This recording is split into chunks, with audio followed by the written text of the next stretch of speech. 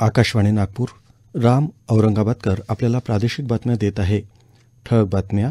सतत पडणारा पाऊस नैसर्गिक आपत्ती म्हणून घोषित करण्याचा राज्य मंत्रिमंडळाचा निर्णय. स्टँड अप इंडिया योजनेअंतर्गत 1,08,00,000 महिलांना 40,600 कोटी रुपयांपेक्षा जास्त कर्ज मंजूर. नागपूर मेट्रो रेल टप्पा 2 प्रकल्पाला सुधारित मान्यता देण्याचा राज्य मंत्रिमंडळाचा निर्णय. 43.80 किलोमीटर मेट्रोमार्ग उभारणार आणि 2022-23 या आर्थिक वर्षात 16.6 लाख कोटी भारतीय प्राप्तिकर खात्याच्या इतिहासात सर्वात मोठं असं कर संकलन. केंद्रीय प्रत्यक्ष कर मंडळाचे अध्यक्ष नितीन गुप्ता यांनी 75व्या तुकडीतील IRS अधिकाऱ्यांच्या प्रशिक्षण समारोप प्रसंगी माहिती. अवेळी पडणारा सततचा पाऊस पिकांना हानीकारक असल्यानं त्याचा समावेश नैसर्गिक आपत्ती म्हणून करायला राज्य मंत्रिमंडळानं आज मंजुरी दिली. मंत्रिमंडळाच्या आज झालेल्या बैठकीत इतरही काही महत्त्वाचे निर्णय झाले. त्यात सुधारित रेती धोरणाला मान्यता देण्यात आली. रेती लिलाव बंद करणार असल्यानं ग्राहकांना स्वस्त दरात रेती उपलब्ध होणार आहे. या धोरणानुसार प्रायोगिक तत्वावर 1 वर्षासाठी सर्व नागरिकांना प्रति ब्रास 600 रुपये वाळू विक्रीचा दर निश्चित करण्यात आलेला आहे. यात स्वामित्व धनाची रक्कम माफ करण्यात येईल. अकृषी विद्यापीठांमधल्या शिक्षक समकक्ष पदांना 6वा आणि 7वा वेतन आयोग लागू करायलाही मंत्रिमंडळानं मान्यता दिली. या पदांना 6वा आणि 7वा वेतन आयोग लागू केल्यामुळं 5,90,10,000 इतके रुपये खर्च अपेक्षित आहे. अतिविशेषोपचार विषयातल्या पदव्युत्तर पदवी विद्यार्थी संख्येत वाढ करण्याचा तसंच सहयोगी प्राध्यापक आणि प्राध्यापक संवर्गातील 14 पदे निर्माण करण्याचा निर्णयही मंत्रिमंडळानं घेतला. ग्रँड शासकीय वैद्यकीय महाविद्यालय, सर जे समूह रुग्णालय, BJ शासकीय वैद्यकीय महाविद्यालय पुणे, शासकीय वैद्यकीय महाविद्यालय नागपूर आणि छत्रपती संभाजीनगर तसंच छत्रपती प्रमिलाराजे सर्वोपचार रुग्णालय कोल्हापूर या संस्थांमध्ये ही पदे निर्माण करण्यात येतील. यंदाच्या पद्म पुरस्कारांचं वितरण राष्ट्रपती द्रौपदी मुर्मू यांच्या हस्ते आज नवी दिल्लीच्या राष्ट्रपती भवनात होणार असून गेल्या महिन्यात झालेल्या कार्यक्रमात 3 पद्मविभूषण, 4 पद्मभूषण आणि 45 पद्मश्री प्राप्त मान्यवरांना राष्ट्रपतींनी सन्मानित केलं होतं. उर्वरित पुरस्कार आज प्रदान केले जातील. उपराष्ट्रपती जगदीप धनखड, पंतप्रधान नरेंद्र मोदी, लोकसभेचे सभापती ओम बिर्ला, केंद्रीय गृहमंत्री अमित शाह, माहिती आणि प्रसारण मंत्री अनुराग सिंह ठाकूर आणि इतर मान्यवर या समारंभाला उपस्थित राहणार आहेत. राज्यात कोविड बाधित रुग्णांच्या संख्येत वाढ होत असल्याच्या पार्श्वभूमीवर संशयित रुग्णांनी आणि लक्षणे आढळणाऱ्यांनी मास्क वापरण्याचं आवाहन आरोग्यमंत्री तानाजी सावंत यांनी केलं. ते काल मुंबईत बोलत होते. राज्यात सध्या मास्क वापरणं बंधनकारक नसल्याचं त्यांनी सांगितलं. येत्या 13 आणि 14 तारखेला राज्यातल्या विविध रुग्णालयांमध्ये कोविड संबंधी मॉक ड्रिल घेतली जाणार आहे. तसंच सर्वेक्षण आणि परीक्षण देखील सुरू आहे. त्यामुळं नागरिकांनी काळजी करण्याचं कारण नाही असं सावंत यांनी सांगितलं. दरम्यान सगळ्या नागरिकांना कोविड प्रतिबंधक वर्धक मात्रा देण्याचं धोरण निश्चित करण्याचे आदेश केंद्र आणि राज्य सरकारसह महापालिका प्रशासनाला देण्यात यावेत अशी मागणी करणारी जनहित याचिका मुंबई उच्च न्यायालयानं दाखल करून घेतली आहे. विधिज्ञ धृती कपाडिया यांनी दाखल केलेल्या याचिकेवर येत्या 27 तारखेला सुनावणी होणार आहे. स्टँड अप इंडिया योजनेअंतर्गत सरकारनं 1,08,00,000 महिलांना 40,600 कोटी रुपयांपेक्षा जास्त कर्ज मंजूर केलं असून या योजनेच्या 7व्या वार्षिक समारंभात बोलताना केंद्रीय वित्तमंत्री निर्मला सीतारामन म्हणाल्या की 1,08,00,000 महिला आणि अनुसूचित जाती जमातींच्या नवउपक्रमींना या योजनेअंतर्गत कर्ज मिळालं आहे.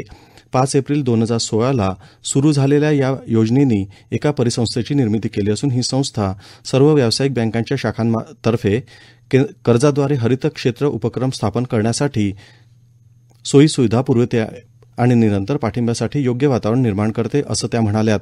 सेवा न केलेल्या किंवा कमी सेवा देणाऱ्या विभागाला कुठल्याही अडथळ्याविना कर्ज मिळत असल्यानं अनेकांचे उद्योग नावारूपास येत असल्याचं सीतारामन यांनी सांगितलं. हरित क्षेत्र उपक्रमाअंतर्गत निर्मिती, सेवा आणि कृषी क्षेत्रांशी संबंधित कृती करण्यासाठी आवश्यक आकार या योजनेअंतर्गत दिला जात असल्याचं त्या म्हणाल्यात. केंद्रीय वित्त राज्यमंत्री डॉ. भागवत कराड म्हणाले की स्टँड अप इंडिया योजना राष्ट्रीय आर्थिक समावेशन अभियानाच्या निधी नसलेल्यांना निधी देणं या 3ऱ्या आर्थिक स्तंभावर आधारित असून या अंतर्गत देण्यात आलेल्या कर्जांपैकी 80% अधिक कर्ज महिलांना देण्यात आलं आहे. ही देखील अत्यंत आनंदाची बाब असल्याचं ते म्हणालेत. या प्रादेशिक बातम्या आपण आकाशवाणीच्या नागपूर केंद्रावरून ऐकत आहात. आमच्या केंद्रावरील सर्व बातम्या ऐकण्यासाठी आणि ताज्या घडामोडी जाणून घेण्यासाठी Marathi news Nagpur all India radio या आमच्या YouTube चॅनलला नक्की सबस्क्राईब करा. नागपूर शहरातील मेट्रो रेल टप्पा 2 प्रकल्पास सुधारित मान्यता देण्याचा निर्णय आज मंत्रिमंडळ बैठकीत घेण्यात आला. बैठकीच्या अध्यक्षस्थानी मुख्यमंत्री एकनाथ शिंदे होते.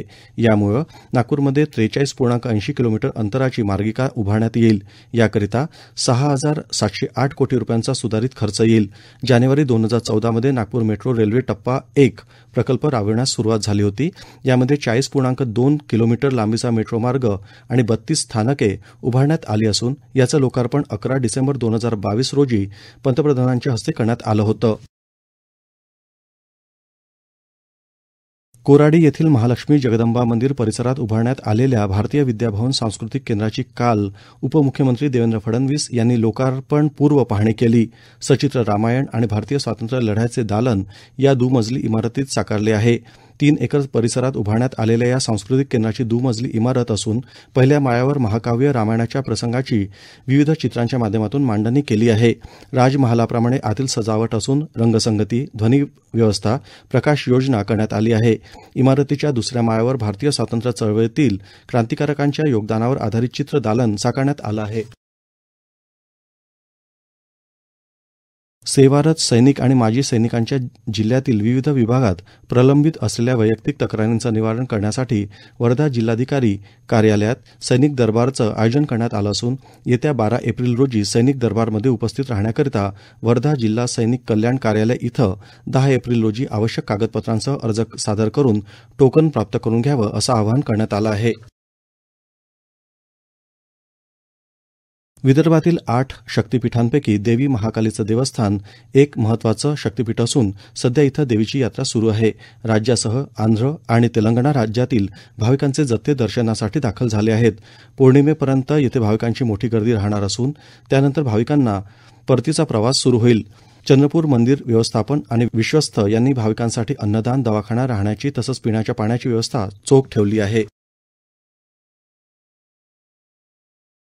चंद्रपूर जिल्ह्यात बरोबर वर्षभरापूर्वी सिंदेवाही आणि चिमूर तालुक्यांमध्ये आकाशातून काही वस्तू पडल्या होत्या. त्यातील एक रिंग सदृश्य वस्तू होती तर सुमारे 6 हे गोलाकार सिलेंडरच्या स्वरूपातील भाग होते. या वस्तू आकाशातून पडल्यानंतर भीतीचं वातावरण पसरलं होतं. यासंबंधी तपासणी करण्यासाठी भारतीय अंतराळ संशोधन संस्था अर्थात इस्रोचं पथक दाखल झालं होतं. वर्षभरानंतर अवकाशातून पडलेले हे तुकडे चीन देशातील लाँग मार्च या उपग्रहाचे काही भाग असल्याची पुष्टी इस्रोनं केली असून या संदर्भात चंद्रपूरचे खगोल अभ्यासक सुरेश चोपणे यांनी इस्रोच्या वैज्ञानिकांशी सतत संवाद ठेवला होता. त्यात ही बाब उघड झाली. स्वातंत्र्यवीर सावरकरांबद्दल संभ्रम पसरवून समाजात गैरसमज निर्माण करण्याचा प्रयत्न काँग्रेस नेत्यांनी चालवला असून देशाच्या स्वातंत्र्यासाठी जीवन समर्पित करणाऱ्या सावरकर यांचं खरं जीवनचित्र समाजापुढे यावं यादृष्टीनं वाशिम येथील छत्रपती शिवाजी महाराज चौकातून वाशिम विधानसभा मतदारसंघाचे आमदार लखन मलिक यांच्या नेतृत्वात भाजप आणि शिंदे गटाकडून सावरकर गौरवयात्रा काढण्यात आली. ही यात्रा वाशिम मंगरुळपीर विधानसभा मतदारसंघातील चिखली इथून सुरू होणार असून वाशिम इथं या यात्रेचा समारोप होईल. 1986 यावर्षी भारतीय महसूल सेवेत दाखल होत असताना जे राजस्व संकलन केवळ 7,000 कोटी होतं ते आज 2022-23 या आर्थिक वर्षात 16.6 लाख कोटी भारतीय प्राप्तिकर खात्याच्या इतिहासात सर्वात मोठं असं कर संकलन पर्यंत पोहोचलं असल्याची माहिती केंद्रीय प्रत्यक्ष कर मंडळाचे अध्यक्ष नितीन गुप्ता यांनी आज दिली. नागपूर स्थित राष्ट्रीय प्रत्यक्ष कर अकादमी NADT इथं 75व्या तुकडीतील 47 IRS अधिकारी आणि रॉयल भूतान सेवेच्या 2 अधिकाऱ्यांच्या प्रशिक्षणाचा समारोप झाला. त्यावेळी प्रमुख पाहुणे म्हणून गुप्ता बोलत होते. आयकर विभागातील वरिष्ठ अधिकारी याप्रसंगी उपस्थित होते. राष्ट्रीय प्रत्यक्ष कर अकादमी नागपूर ही केंद्र सरकारच्या भारतीय महसूल सेवा अधिकाऱ्यांसाठी असलेली सर्वोच्च प्रशिक्षण संस्था असून केंद्रीय लोकसेवा आयोगाद्वारे आयोजित नागरी सेवा परीक्षाद्वारे IRS अधिकाऱ्यांची निवड केली जाते. थेट निवड झालेले हे अधिकारी प्रत्यक्ष कामावर रुजू होण्यापूर्वी सुमारे 16 महिन्याच्या सेवा अंतर्गत प्रशिक्षण घेतात. भारतीय महसूल सेवेच्या 75व्या बॅचमध्ये 49 अधिकारी प्रशिक्षणार्थींचा समावेश असून भूतान रॉयल सर्व्हिसमधील 2 अधिकारी प्रशिक्षणार्थींचा सुद्धा समावेश आहे. बॅचचे सरासरी वय 28 आहे. यात 15 महिला अधिकारी प्रशिक्षणार्थी आहेत. याप्रसंगी IRSच्या 75व्या बॅचचे वित्तमंत्री सुवर्णपदक सर्वोत्कृष्ट कामगिरीसाठी महेक मित्तल या अधिकारी प्रशिक्षणार्थीला मान्यवरांच्या हस्ते प्रदान करण्यात आलं. 73व्या बॅचमधील अधिकारी केशव गोयल यांनीही वित्तमंत्री सुवर्णपदक पटकावलं. याबरोबरच हे प्रादेशिक बातमीपत्र संपलं. नमस्कार.